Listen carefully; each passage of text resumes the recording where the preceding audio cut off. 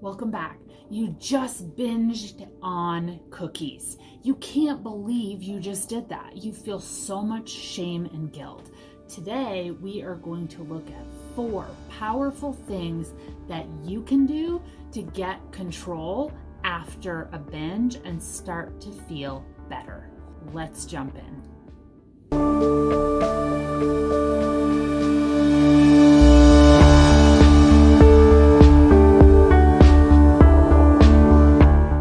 Say, I am not a doctor. I am not here giving medical advice. These are just my quick tips that I have used and I have witnessed clients use that have seen changes with their food relationships. So today we're talking about binging, that awful feeling you have after that binge, right? I mean, we can all relate if we're emotional eaters, if we're binge eaters. We can relate to that feeling in so many ways. It's heavy, we feel so much regret, and then the shame and guilt piled on that is enough to send us back to the cupboard for another binge. So instead of sitting in all that awful, heavy regret and shame and deep, heavy emotions, which definitely we want to get to know, because sitting in our emotions is power. But we don't want to stay there, because when we stay there, we're looking for control. And oftentimes our control is a diet and turns to restriction, which got us here in the binge in the first place. So we want to make that change. And here's how we are going to do that. So number 1, the first thing that you are going to do is you are going to reflect and you're going to get really curious. Focus on the why and not the what.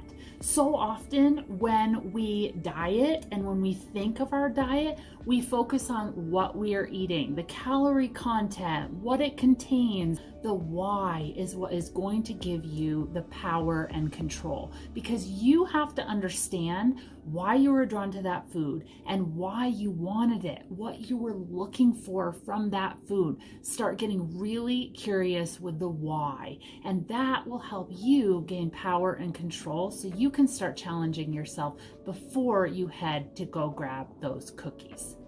The second thing is to eat normal. Just go back to normal, right? It's not that all or nothing mindset. We just didn't mess up, and now we're going to just continue to keep doing whatever it is we can do to sabotage ourselves and our health and our diet and all those things because we messed up one time during the day.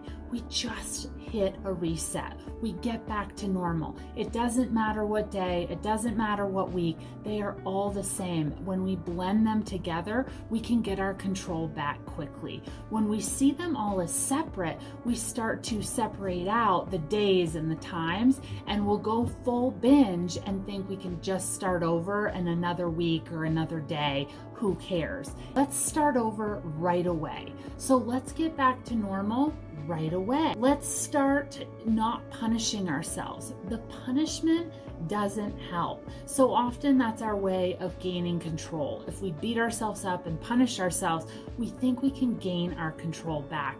But how often has that actually worked? I used to punish myself, I used to stop eating, and I used to over-exercise. A combination that would send me back into the binge. I never actually knew how to operate with moderation and what to do if things got tricky or I slipped up. It was that all or nothing mindset. I either had to be 100% on the diet, or if I slipped a little bit, I was 100% off the diet. And we want to look for that middle ground, that moderation where we can live life normally, have those slip-ups, have those challenges, but get back on track quickly because they're all blended together and it's all one day. We can be successful with moderation. Number 3. Tune in to your fullness cues. Tune into your hunger cues. Most of us were taught to shut those off. We had them when we were babies. We would cry when we were hungry. And as we grew, we started to depend on the outside sources of our parents telling us when we're hungry, of our neighbor, of our friends telling us when we're hungry and when we should eat. The clock has become our hunger and fullness cues. But oftentimes we look at the clock and we look at it, judgment. Oh, you can't be hungry. You just ate. You shouldn't eat yet. It's almost dinner time.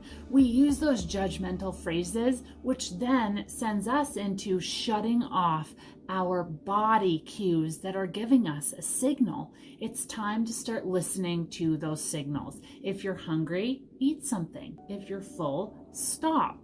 When you tune in and actually connect and recognize and practice using those cues, it can really give you the power and control that you're looking for over food. Restriction and diet are not going to give you that control. Build trust with those. We build trust by using them. We build trust by practicing, and give yourself a pat on the back if you practice and you use them, because that is a change and that is a good thing when you tune in to your fullness and hunger cues. Number 4, crowd out those processed foods, those foods that don't make you feel your best. I always say, think of your plate, and on that plate, start with the protein and the fiber first, and then look at how much room you have left. And that's where you can put in those carbs or those yummy treats that you really don't want to say no to. There's room for everything, but when you crowd your plate with the stuff that is going to work for you the best, then it leaves less space for the stuff that may not work for your body. And then here's your bonus. Focus on movement. Movement can reset our mindset. It is a powerful tool. If you can do a little bit of movement here and there throughout the day, you may notice a shift in your overall mindset and mood throughout the day too, that is directly linked to your eating habits. Play around with it, get curious, see what you can do, and see what works for you. And remember, focus on the wins. The wins are important, and the wins will continue to motivate you. Give yourself a hug. Praise yourself for being here, showing up, and starting to get curious. Want more binge eating and emotional eating tips, especially around the holidays? Click the link below, and I'll see you again in the next video soon.